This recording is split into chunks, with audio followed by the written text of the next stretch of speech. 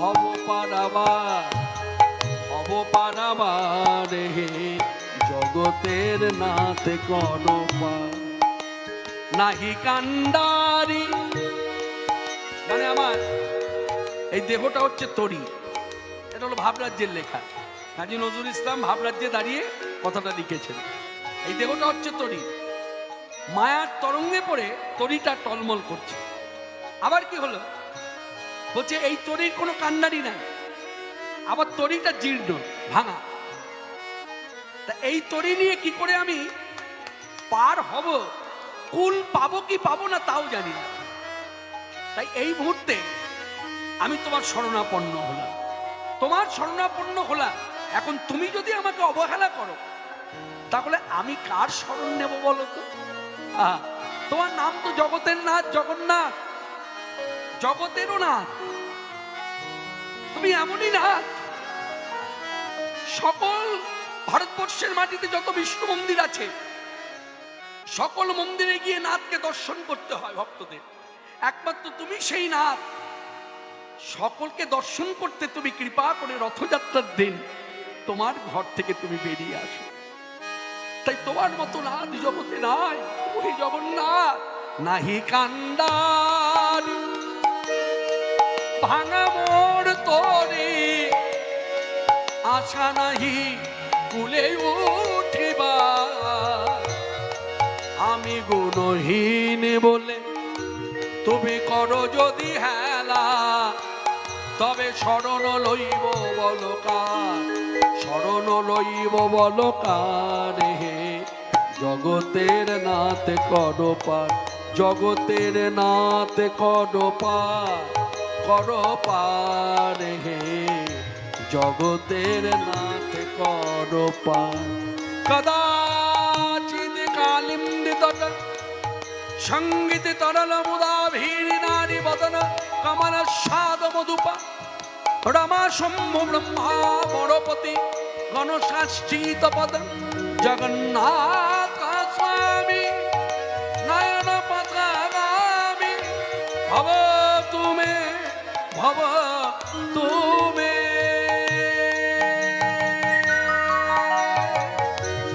নাহি কান্ডারি ভাঙা মোর তরি, আশা নাহি কুলে উঠিবা। আমি গুণহীন বলে তুমি করো যদি হেলা, তবে শরণ লইব বলকার, শরণ লইব বলকার হে জগতের নাথ করো পার। বুঝে সব্যে বেনু শিরশি শিখি পুচ্ছ পটিদাতে তুকুলাঙ্গনত্তান্তে সচর কটাক্ষং বিদদাতে সদা শ্রীমদ বৃন্দাবন বসতি লীলা পরিচয় জগন্নাথ স্বামী নয়ন পথগামী ভব তুমে, ভব তুমে।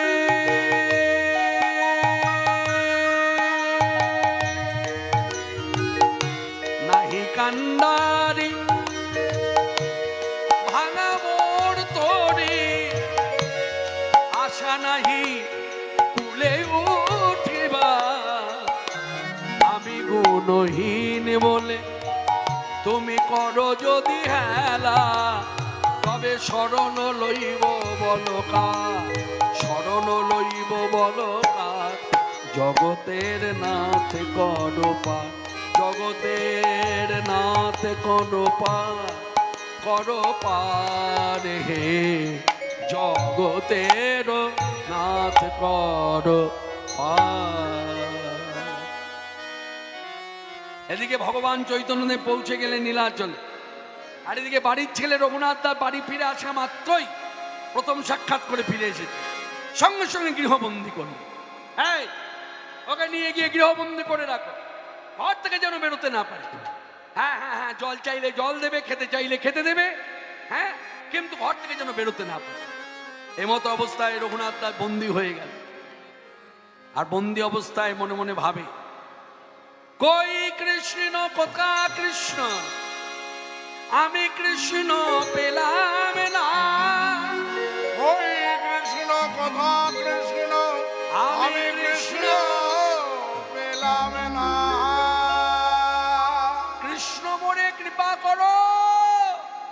কৃষ্ণ মোরে কৃপা করো, কৃষ্ণ মোরে কৃপা করো।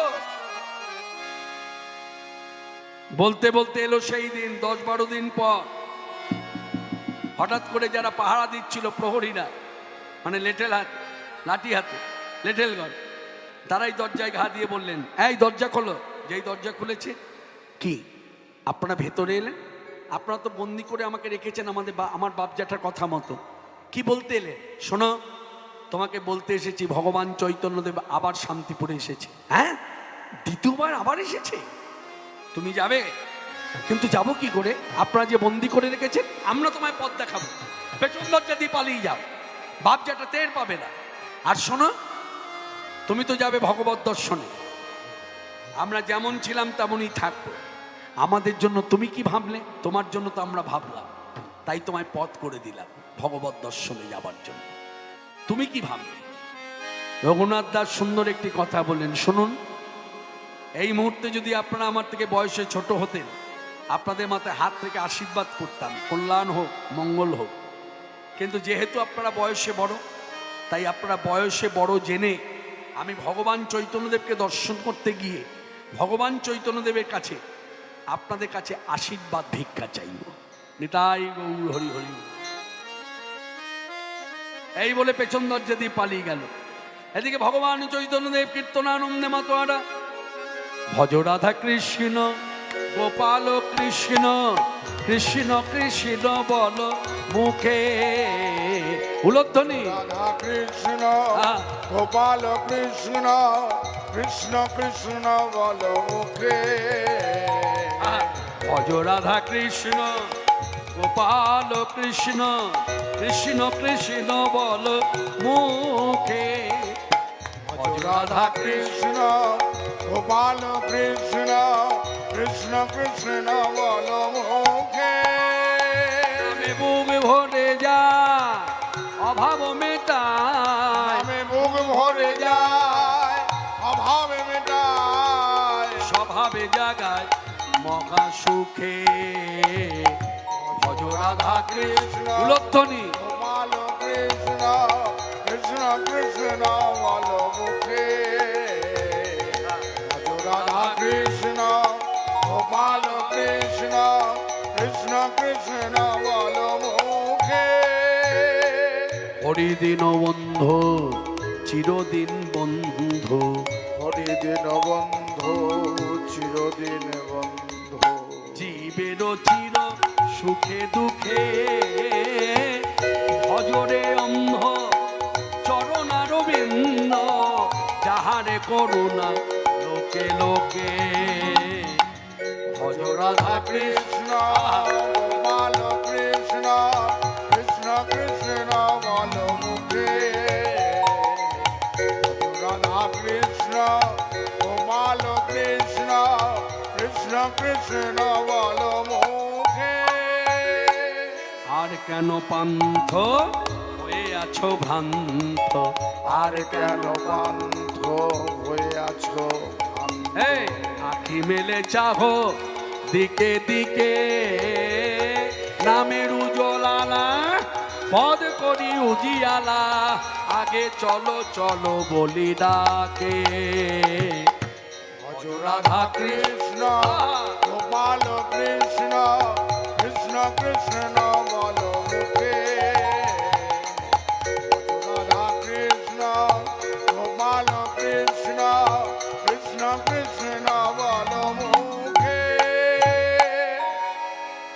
ভগবান শ্রীকৃষ্ণ জন্ম কি যেই দ্বিতীয়বার এসে রঘুনাথ দাস ভক্তি করেছে, এই ভক্তি করে বসা মাত্রই এই চৈতন্যদেব জিজ্ঞাসা করছে, আচ্ছা রঘুনাথ, নয় নয় করে দুবার তোমার এখানে আসা, আচ্ছা তোমার মূল উদ্দেশ্যটা কি বলতে পারো? এক কথায় বলে দিলেন, আমি সাধু হব। যেই বলেছে সাধু হব, অমনি চৈতন্যদেব শ্রীমুখে বলে দিলেন, মর্কট বৈরাগ্য না কর লোকে দেখাইয়া, যথাযোগ্য বিষয়ে ভঞ্জ অনাসক্ত হইয়া। মর্কট বৈরাগ্য না কর লোক দেখাইয়া, যথাযোগ্য বিষয় পুঞ্জ অনাসক্ত হইয়া। আপনারা নিশ্চয়ই কথার মানেটা বুঝতে পেরেছেন। মর্কট কথার অর্থ হচ্ছে বানর। এদিকে মর্কট কথার অর্থ হচ্ছে বানর। আচ্ছা, বানরের বৈরাগ্য কতক্ষণ একটু ভেবে বলুন তো। কি ভাবছেন তো নাকি? আমি ভাবতে বলেছি বানরের বৈরাগ্য কতক্ষণ। দেখবেন ধরুন কোথাও বসে আপনি কিছু আমানি করছেন, সে ফল আমানি হোক, হ্যাঁ শাকসবজি হোক, আমানি করছেন মানে কাটছেন। আর বানর হয়তো দেখেছেন প্রাচীরে বসে আছে, আপনি দেখছেন বানরের এমন একটা ভাব যেন কোনো এর প্রতি কোনো লালসাই নাই। যেই আপনি একটু অন্যমনস্ক হয়েছেন, এই ভোগের বস্তু দেখে নিয়েছে তো এই ভোগেতে থাবা দিয়েছে। তাহলে এখানে কথাটা কেন এলো না, চৈতন্যদেব এই রঘুনাথ দাসকে বলছে, রঘুনাথ তুমি কি বানরের বৈরাগ্য করতে এসেছো? হ্যাঁ, বানরের বৈরাগ্য ততক্ষণ ভোগের বস্তু যতক্ষণ চোখে না পড়ে, ভোগের বস্তু চোখে পড়লে বানরের বৈরাগ্য আর থাকে না। তা এমনটি যেন তোমার না হয়, যার জন্য আগে ভাগে তোমাকে সাবধান করছি। এর থেকে তুমি গৃহে বসে মনটাকে তৈরি করো, চিত্ত তৈরি করো, সংযত করো। যাও ঘরে ফিরে যাও রঘুনাথ, না হও বাতুল। ফিরে যাও রঘুনাথ, না হও বাতুল। তুমি ঘরে ফিরে যাও রঘুনাথ, না হও বাতুল। ঘরে ফিরে যাও রঘুনাথ, না হও বাতুল।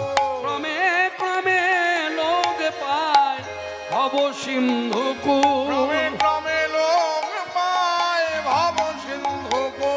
তুমি ধৈর্য ধরো রঘুনাথ, ধৈর্য ধরো রঘুনাথ। কৃপা করিবেন প্রভু জগন্নাথ, জয় দাও জগন্নাথে।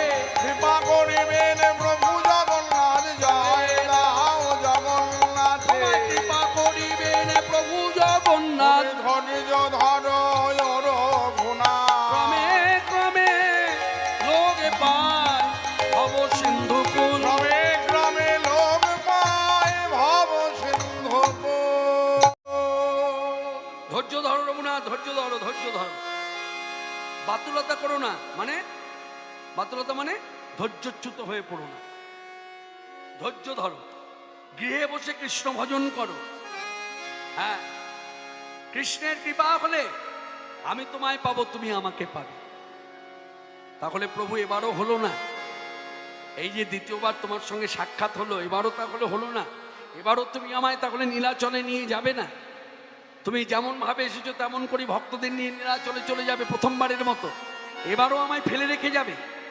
রঘুনাথ হবে, একটু ধৈর্য ধরার প্রয়োজন। আর শোনো, আমি বুঝতে পারছি কিছুদিনের মধ্যে সবকিছু ছিন্ন ভিন্ন হবে। আমি ভগবান শ্রীকৃষ্ণের কাছে তোমার জন্য ভিক্ষা করছি আশীর্বাদ। যাও, ভরসা রাখো কৃষ্ণের প্রতি। আশীর্বাদ মাথায় নিয়ে রঘুনাথ দাস বাড়ি ফিরল। দ্বিতীয়বারেও হলো না সাক্ষাৎ, দ্বিতীয়বারেও হলো না কৃপা। সাক্ষাৎ হলো, কৃপা হলো। তৃতীয়বারে ভগবান চৈতন্যদেব যখন এলেন, রঘুনাথ দাস বাপজাটার কাছে বলে কয়ে এলেন। কেন না, দ্বিতীয়বারে যখন দেখা করে বাড়ি ফিরেছিল, তখন বাপজাটা রীতিমতো কাছে ডেকে জিজ্ঞাসা করেছিল, নয় নয় করে দুবার তুমি পালিয়ে গেছো, 10-12 দিন পর 20 দিন পর ফিরে এসেছো, কোথায় যাও বলো তো? রঘুনাথ দাস তখন স্বীকার করেছিলেন, আমি শান্তিপুরে ভগবত দর্শনে গিয়েছিলাম। তখন তারা জানতে পেরেছিল ভগবানের নাম শ্রীকৃষ্ণ চৈতন্য। তাই দ্বিতীয়বারে যখন সাক্ষাৎ করে ফিরলেন, তখন জানতে চাইলেন, তুমি এবারও কি ভগবান চৈতন্যদেবকে দেখে এলে? বলছে হ্যাঁ। একটা কথা বলবো? বলে কি? তোমার বয়স অল্প, তাই শাস্ত্রজ্ঞান তোমার খুব কম। শাস্ত্রে লেখা আছে রাজদর্শন মানে রাজাকে দর্শন করা, গুরু দর্শন আর ভগবত দর্শন। এই 3 দর্শনে যেতে গেলে একটা ফল হলো হাতে করে নিয়ে যেতে হয়। এই কথাটা কিন্তু বর্তমানে 2025 সালে আমরা কিন্তু মানতে পারবো না। দুটো কথা মেনে নেব, গুরু দর্শনে যেতে গেলে ফল নিয়ে যেতে হয়, একটা ফল হলো হাতে করে নিয়ে যেতে হয়। ভগবানকে দর্শন করতে এলে মানে মন্দির ভাগে, হ্যাঁ, একটা ফল হলো হাতে করে নিয়ে আসতে হয়। কিন্তু রাজ দর্শন মানে রাজাকে দেখতে যাওয়া। তা এখন আমাদের দেশে রাজা কে? আসতে কে রাজা বলতে? হ্যাঁ, বলুন? হ্যাঁ, নরেন্দ্র মোদী। এখন এই মোদী সাহেবকে দেখতে গেলে একটা ফল হাতে করে নিয়ে যেতে হবে, এটা কিন্তু মানা যায় না। কিন্তু মনে রাখবেন, শাস্ত্রগত বিচারে রাজা সবাই হতে পারে না। রাজা যিনি হবেন, যে দেশের রাজা হোক, যে দেশেরই রাজা হোক, সেটা ভারতবর্ষ হোক, অস্ট্রেলিয়া হোক, ব্রিটেন হোক, আমেরিকা হোক, যে দেশের রাজা হবে, যে জানবেন তার মধ্যে বিষ্ণুর অংশ আছে। এটা শাস্ত্রগত বিচার। বিষ্ণুর অংশ আছে বলেই রাজাকে দেখতে গেলে একটা ফল হলো হাতে করে নিয়ে যেতে হবে। মানে গুরুদর্শনে যে মহিমা, রাজদর্শনে একই মহিমা।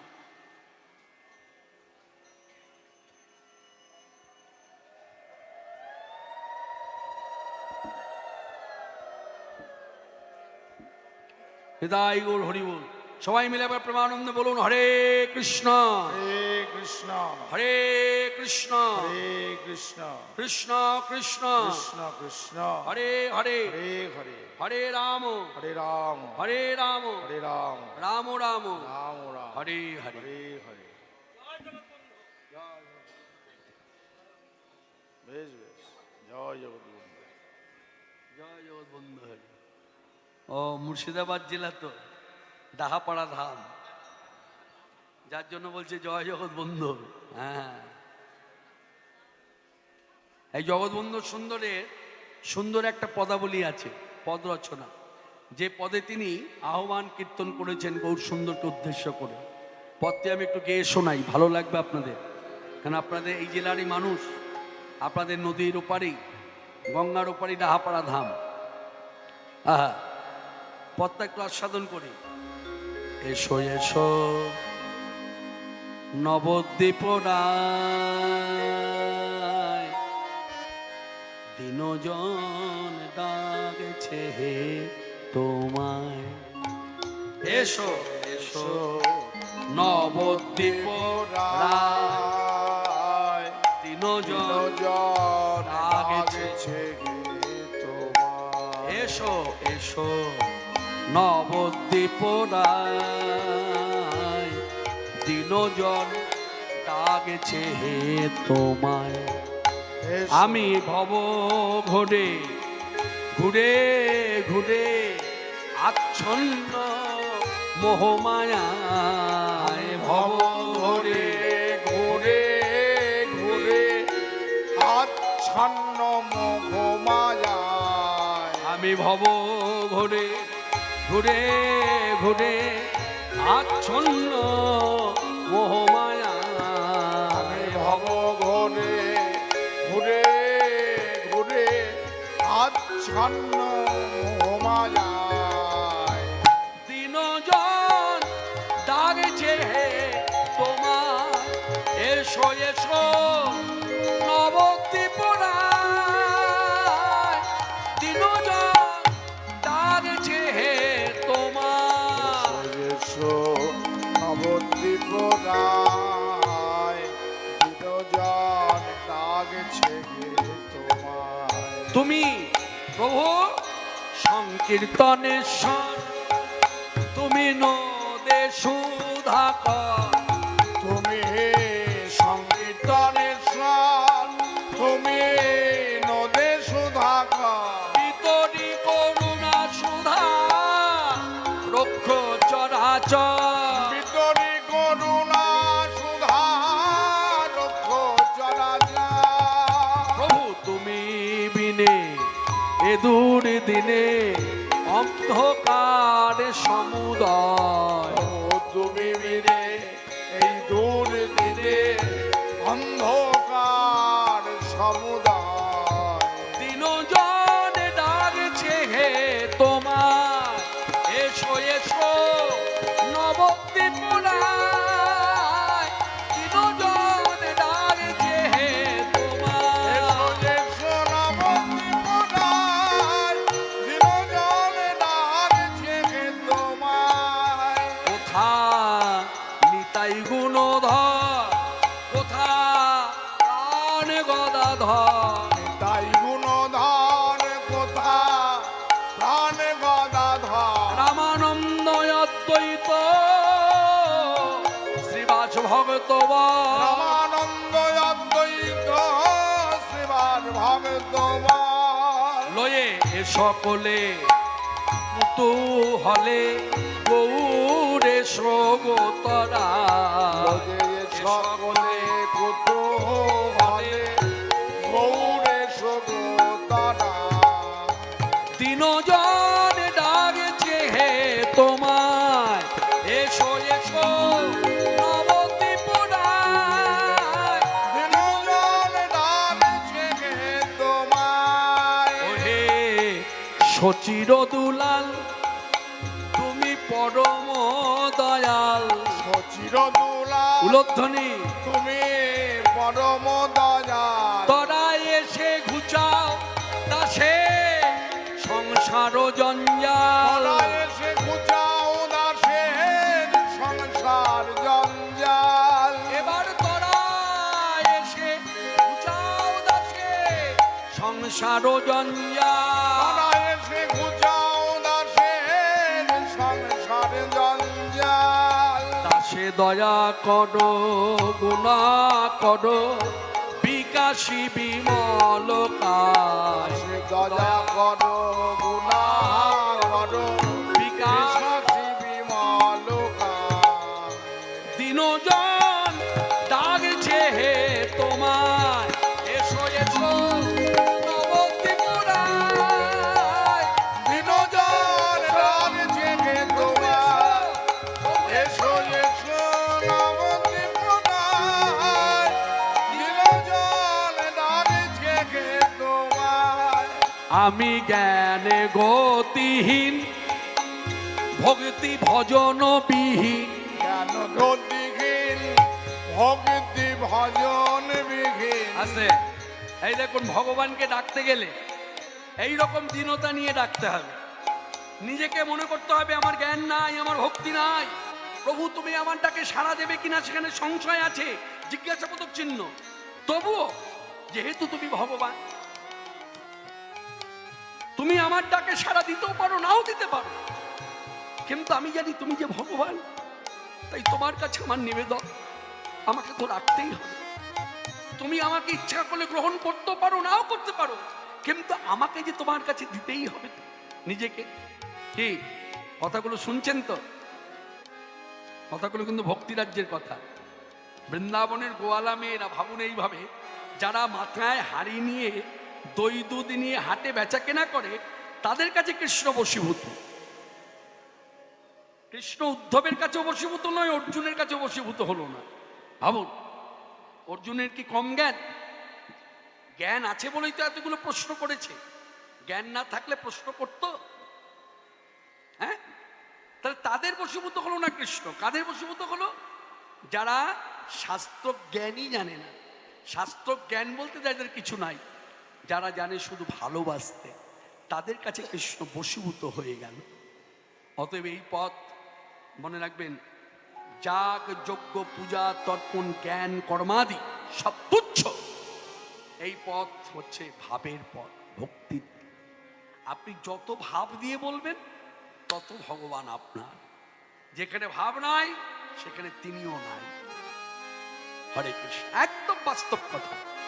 যেখানে ভাব নাই সেখানে তিনি নাই। এই ভাব রাজ্য, যার জন্য দেখবেন ভক্তরা সব ভাবে ভাসে। ভক্তরা কেউ জ্ঞানে ভাসে না। জ্ঞানী ভক্ত কখনো তাকে বশীভূত করতে পারে না। ভাবুক ভক্ত তাকে বশীভূত করতে পারে। তাই এখানে বন্ধু সুন্দর নিজেকে কত নিচে নামিয়ে নিয়ে এলেন। আমি জ্ঞান গতিহীন ভক্তি ভজন বিহীন। জ্ঞান গতিহীন কিচ্ছু নাই। ভক্তি ভজন বিহীন। গ্রহ কপানলে দেহ দিনে দিনে ক্ষীণ। গ্রহ কপানলে দেহ দিনে দিনে ক্ষীণ।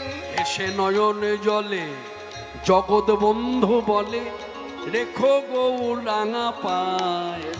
লোধ্বনি জগৎ বন্ধু বলে, রেখো গৌর রাঙা পায়। সে নয়ন জলে জগৎ বন্ধু বলে, রেখো গৌর রাঙা পায়। তিনজন ডাকছে হে তোমার, এসো এসো